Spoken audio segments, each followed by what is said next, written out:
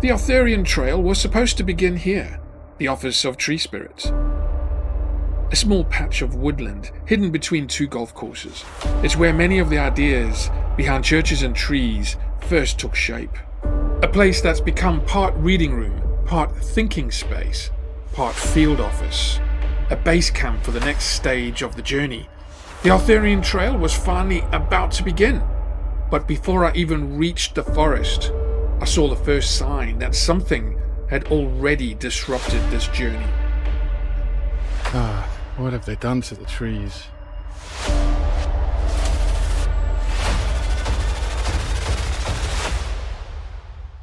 Normally this journey begins on two wheels, but this time Boudica was off the road. This is where I now come to get my bike fixed. I had problems starting the motorbike, and so I came to MKD Motorcycles in Boudica on the industrial estate and fixed it like that. Mick and Kath at MKD Motorcycles have helped this old machine on the road more than once. And without people like that, many of these adventures simply wouldn't happen. And so we'll leave Boudica to expert maintenance and a very busy workshop and head to the office on foot. Okay, every time I come to this place, it's now tradition to walk through these two trees. Two trees, an entrance to a fairy forest. So we're entering the fairy forest through these trees. These are really magnificent conifers, I believe. And to honor the sacred experience, here we go. I always come to this area through this entrance. They just have this really cool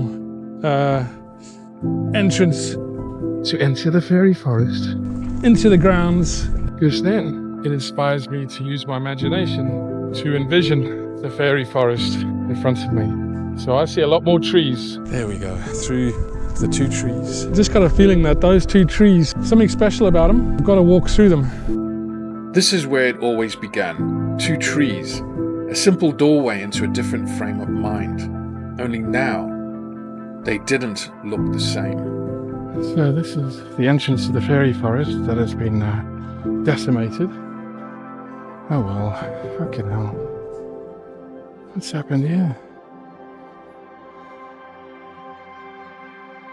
I call it the fairy forest because it's where the imagination takes over, and where my favourite hammock spot resides. For more than a century, reclaimed land beside the Irish Sea has allowed these southward golf courses to steadily expand around this remaining woodland. And while this town has embraced the landscape of the sport for generations, I sometimes find myself wondering what might return if more of this natural environment were allowed to flourish. And so what was supposed to be a simple return to the office of tree spirits, a place to regroup, have a cup of tea and start the Arthurian Trail from here.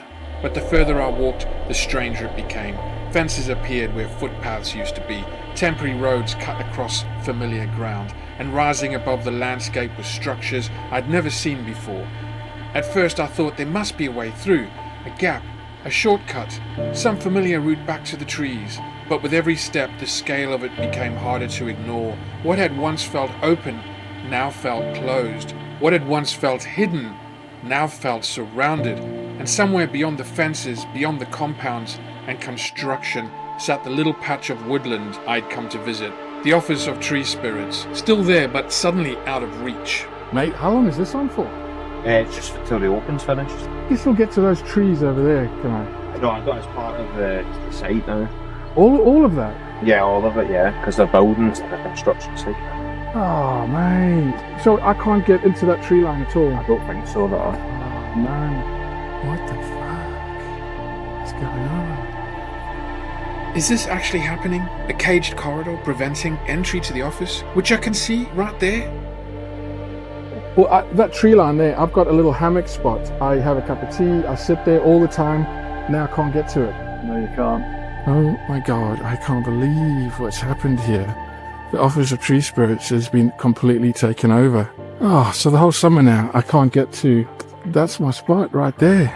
I mean, I'm just going to find myself another spot where there's nothing like just there. That's the spot right there. And From above, the scale of it becomes easier to understand. The fences, the compounds, the temporary roads, the grandstands rising from the landscape. For a few weeks, this place would belong to something else, and whether I like it or not, there was no way back to the office of tree spirits. At least for now.